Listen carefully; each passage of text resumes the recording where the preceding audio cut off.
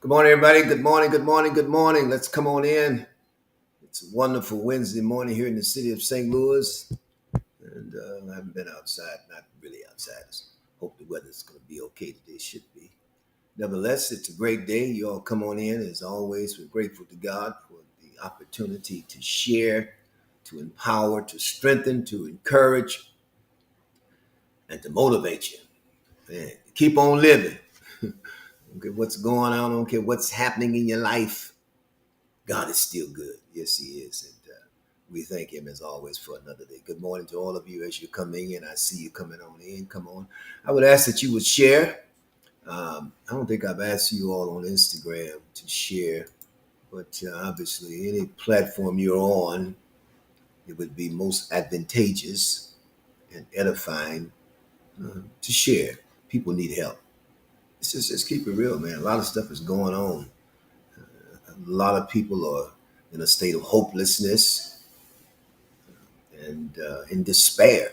We can help them by helping them. You help yourself by helping yourself. You help them. So let's get the word out again. Good morning to you, and we're going to get started here.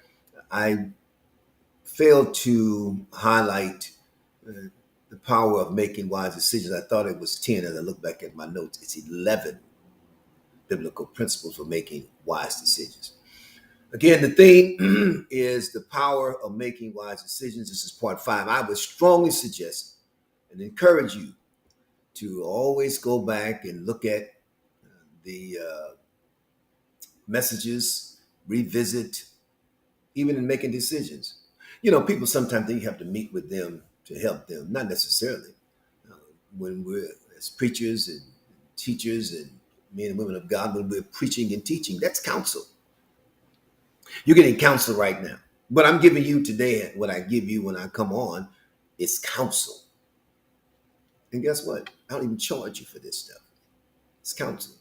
You go see a professional counselor rather, make an appointment. They're gonna charge you so maybe $100 an hour, if not more.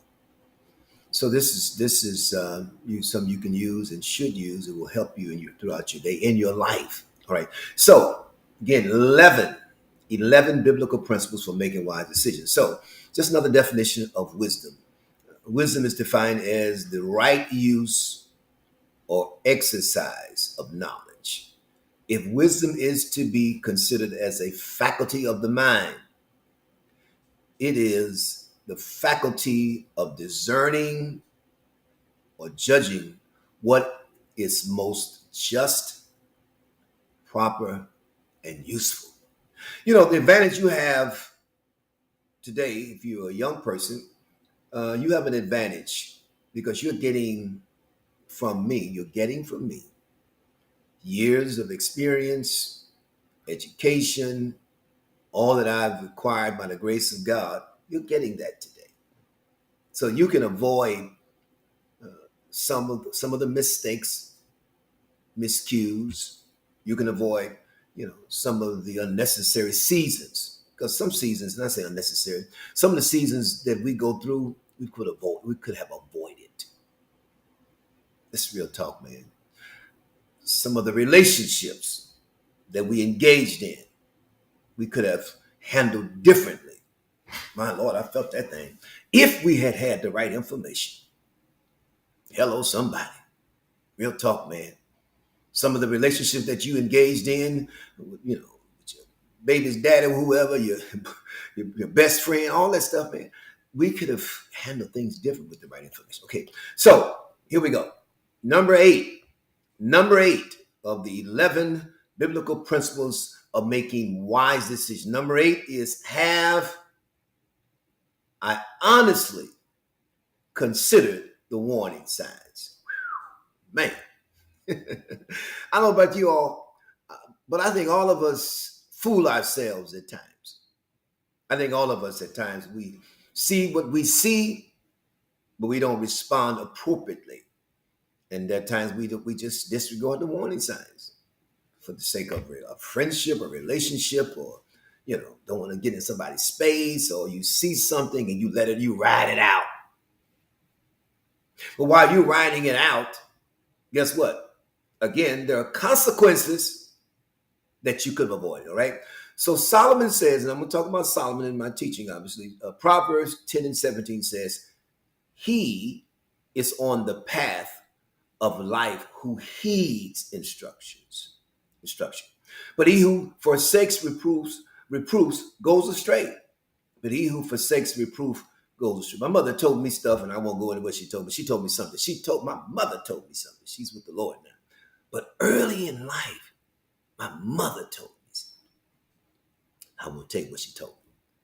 But what she said came to pass early in life. She said such and such, such and such. And I heard it, but I didn't hear it.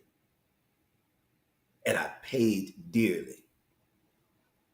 That's a word, man. Proverbs 16:25 says, there is a way which seems right to a man, but its end is the way of death. Not just, we're talking about just physical death. It's also spiritual death. Help us, God. There's a way that seems right to a man, but it ends in the way of death. Then Solomon says in Proverbs 27:6, he says, faithful are the wounds of a friend, but deceitful are the kisses of an enemy. Wow. In other words, Solomon says a friend is going to hurt you. Listen to me. You can't have a real friend and you all not have moments where you hurt each other. But you don't want this to be such a magnitude that y'all hurting each other all the time. You want that kind of friendship. Every time y'all together, there are wounds. Stuff going to happen in friendship. The real friends survive those wounds. Real friends do. Right? Here's the deal. Faithful are the wounds of a friend, but deceitful are the kisses of an enemy. Think about it. Judas kissed Jesus and he called him a friend. In other words, Judas, you're my friend. Why are you doing this? We were friends. There's a writing, and I won't go into great detail, but David was betrayed by his counselor, Ahithophel. Ahithophel, listen to this. David said, we worshiped together, we hung out together, but you of all people did this to me. Well, when you do the research, Ahithophel, I think, was the grandfather. Let me get it right. Well, he was related to, let me go back here. So I got the story, my mind is playing, is messing with me now. But nevertheless, what I'm saying is David said, you as a friend, you betrayed me. You betrayed me. So guess what, guys? Check this out. Sometimes your enemies will be the ones that kiss you and give you the kiss of death. And sometimes you allow enemies, as we've done, to get too close to us. I'm going to get that text and it'll come back to me. All right. Number one, don't think you are the exemption to the rule. Don't think you are that. Don't think to the degree that you can, the warning signs don't affect you.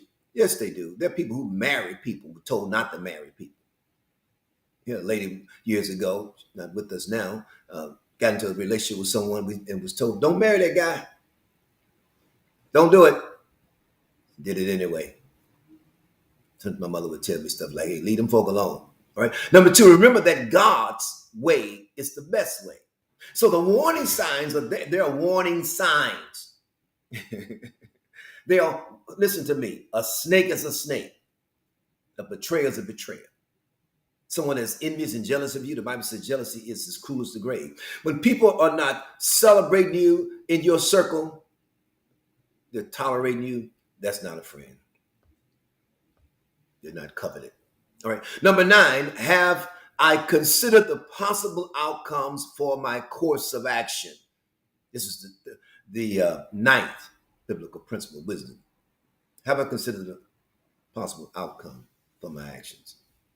I don't know about y'all, but I man, let me tell you something. I don't play with God.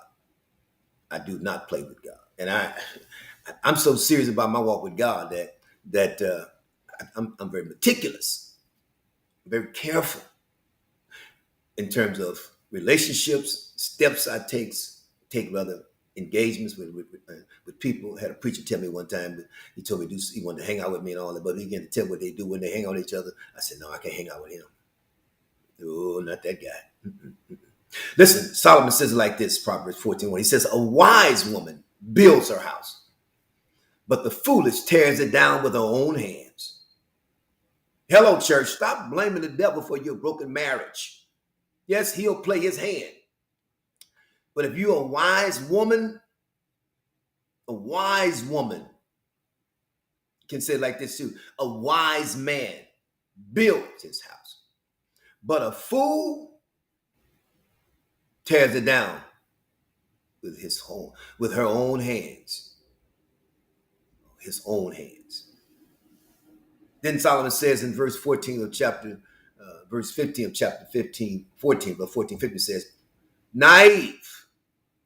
the naive believes everything. The naive believes everything. But the prudent man considers his steps. The naive person is the person that shows that's a lack of experience. When you're naive, lack wisdom, lack judgment. The naive person just go for the okie doke. I just believe that when people show you who they are, believe them. Maya Angelou, for the first sentence, believe them. Solomon says it like this, Proverbs 27:12. He says, a prudent man sees evil and hides himself. The naive proceed and pay the penalty. Man, the prudent man sees evil, and he hides himself. The naive proceed and pay the penalty. Man, you got to know when to hold them, when to fold. You got to know when to let people go. When you see stuff and God has allowed you to pick up on some things, don't just overlook it. It is what it is. Thoughts to consider. I'm closing. Do the long math. In other words, though, we 1 + 1. No. Do the long math. Take time out and calculate and assess. Give thought to the decision you make. Do your research. Inquire from people who have wisdom. Number 2, assess the potential risk. What's the risk here? Individuals who have a bad track record for bad business deals already got a bad track record. Wrong person to go to business with. Wrong person to invest in or to invest into a situation with someone that has a track record of bad credit, bad spending, bad relationships. Wrong person. Let me say it again. Consider the risk. You can hang out with them, but there's a penalty you will pay, so to speak, if you don't think about how it's going to affect you, your reputation, your integrity, your character. Consider the risk. Number 3, of course, thought to consider, have a contingency plan. This is huge. Have a contingency plan, you all. And I'm a strong believer in the plan A. But what if something happened here? I'm not sure what happened here. Interesting. Let me close this down. I don't know what happened here. My computer went down. Let's see here. Okay, I'm sorry, guys. Computer acting crazy. Have a contingency plan. Here's it. I believe strongly in plan A. But you also think about when you talk about planning and strategizing, you got to have a plan B sometime. Now, plan A, but the plan B should be if this don't work, if the deal don't go through. Come on, somebody. What's plan B?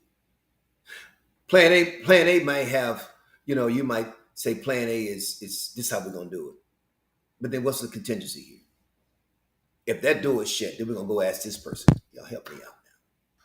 If I can get the loan here, then I'm going to go, I got to have a plan B. And I found out through faith that sometimes God lets your plan A fail to force you to look at a plan B.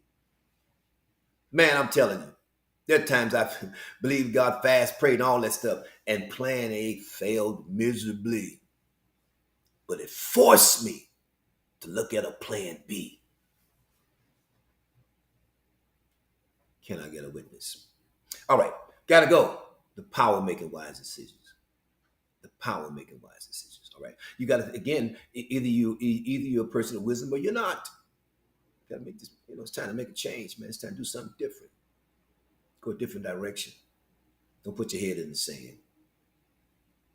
Don't put your head in the sand. It is what it is. Let me say this to you. If you got to recognize it. And I'm listen, brothers, go to the doctor. Sisters, go to the doctor. Wisdom says, I'd rather be proactive than reactive. Now, certain conditions are going to come because of the bloodline. You've done nothing wrong, it's just in the bloodline. But don't sit around while you getting sick and rebuking the devil or you waiting on God. No, God said, hey, you better go to the doctor. You're gonna see the doctor eventually anyway. You might well go and be proactive. Go get your checkup. Go get your physicals. Hello, somebody. Because you're gonna. Why wait until you're so critically ill? Well, potentially it might be too late. Wisdom says, I don't have to like the doctor. I don't have to like going to the dentist. But it's the right thing to do. I went to the dentist a couple of weeks ago, man, and then, I had to sit late. I think I was at the dentist like 3 hours maybe, from cleaning my teeth to, getting fillings and all that, man. It's brutal. But I had to go. I get a physical every year. I get checkups. That's wisdom. It'll help you. All right, listen, let's get the word out. Let's share because someone needs wisdom in this season. More than you need money, you need wisdom. Amen. Because if you get the money and you don't have wisdom, you're going to be broke in a matter of time. It's a fact of life. It's a fact. Y'all be blessed. Let's share.